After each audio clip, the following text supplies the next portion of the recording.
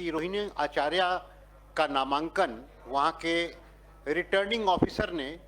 मुख्य चुनाव पदाधिकारी ने स्वीकृत कर लिया, जबकि उनके नामांकन में बहुत सारी खामियां थी, जिसको लेकर के श्री राजीव प्रताप रूडी जो भारतीय जनता पार्टी के प्रत्याशी हैं, उनकी ओर से हम लोगों ने अपना विरोध दर्ज कराया था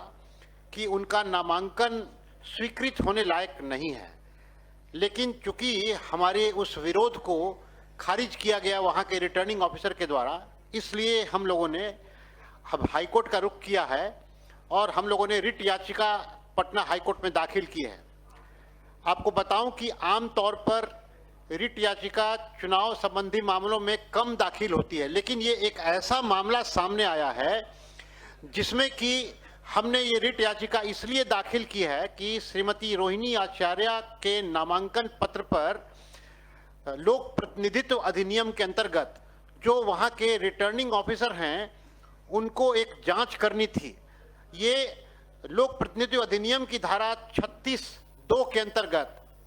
उनके अंदर ये अधिकार नहीं थे और उनका दायित्व है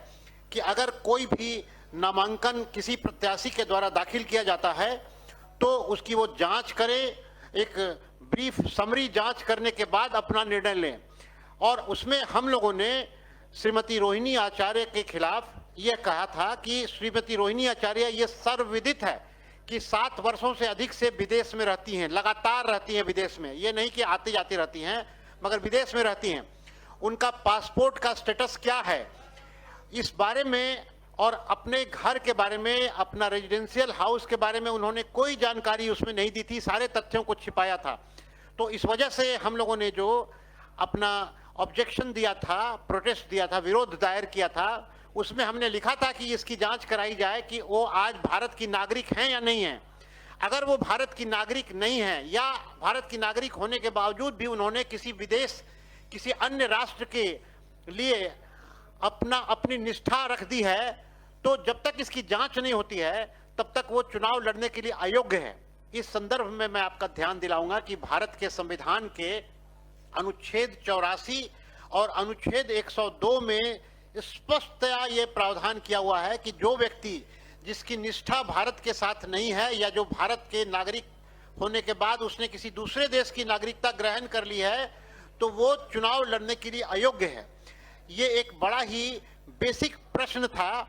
जो कि उनकी योग्यता और अयोग्यता को निर्धारित करता। इसलिए उसको हमने चाहा था कि चुनाव अधिकारी उस पर गहन जांच करके अपना निर्णय दें, लेकिन उन्होंने शाम को 4 बजे ही अपना निर्णय सुना दिया और उनके नामांकन को स्वीकृत कर दिया है और इसलिए वो चुनाव लड़ने से अयोग्य हैं। इसकी जांच कराने के लिए हमने माननीय पटना उच्च न्यायालय में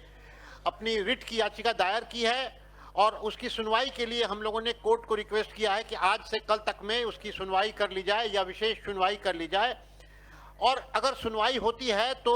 श्रीमती रोहिणी आचार्य का चुनाव रद्द हो सकता है, उनका नामांकन खारिज हो सकता है, क्योंकि उसमें ये उनकी योग्यता और अयोग्यता के बारे में निर्णय लिया जाना है। इसके अलावा भी उन्होंने जो अपना शपथ पत्र दाखिल किया था, उनके शपथ पत्र में बहुत सारा झूठ भरा हुआ है, विशेषकर कि उनकी आय का झूठ। उन्होंने अपने आय को पूरा छिपाया है, अपना घर के बारे में, अपनी अचल संपत्ति के बारे में उन्होंने बहुत सारे तथ्यों को छिपा लिया है, जो तथ्य बिल्कुल उनकी अयोग्यता साबित करेगा या धारा 123(2) के तहत, जो कि लोक प्रतिनिधित्व अधिनियम में करप्ट प्रैक्टिस के दायरे में आता है। तो इन सब कारणों से उनकी योग्यता या अयोग्यता पर निर्णय लेना था, जो कि रिटर्निंग ऑफिसर ने नहीं लिया और इसलिए हम लोगों ने हाईकोर्ट में यह रिट याचिका दायर की है कि वो अयोग्य पाई जाती हैं और उनका नॉमिनेशन रद्द हो जाता है। अगर चूंकि पटना में हाईकोर्ट में अवकाश हो रहा है आज होने के बाद, तो हमने विशेष सुनवाई के लिए भी आग्रह किया है। अगर ऐसा नहीं भी होता है तो 20 तारीख को चुनाव है, उसके बाद भी उनकी सदस्य, अगर वो जीत भी जाएंगी तो उनकी सदस्यता रद्द हो सकती है, क्योंकि अगर नामांकन रद्द हो जाएगा तो उनकी सदस्यता भी रद्द हो जाएगी। ये तो जीतने की बात है, लेकिन ऐसे में जो स्थिति पैदा हो गई है कि कोई भी मतदाता के दिमाग में ये सवाल उठेगा कि क्या मैं किसी ऐसे प्रत्याशी को अपना वोट दूं जो प्रत्याशी का भविष्य अधर में लटक गया है, क्योंकि अगर उनका नामांकन ही रद्द हो जाता है तो पुनः चुनाव होगा। इसलिए अब ये पटना हाईकोर्ट के ऊपर निर्भर होता है कि कब सुनवाई होती है और वो कब अपना निर्णय देता है। लेकिन आज की तारीख में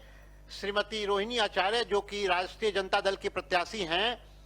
उन्होंने अपने तथ्यों को छिपाने की स्थिति में, छिपाने की वजह से मतदाताओं के बीच में एक भ्रम की स्थिति ला दी है।